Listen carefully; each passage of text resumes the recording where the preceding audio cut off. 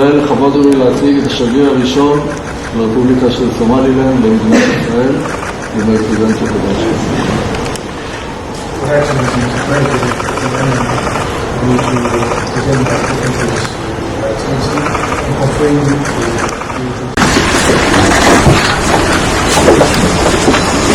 We are here to assist and help in all the important fields of life, from food security to energy to science to cooperation in all fields, and of course enjoy prosperity together. Thank you very much, Your Excellency, Mr. President. Our relationship is unique because it's not about between two continents. It's about the people of Israel and the people of Somaliland.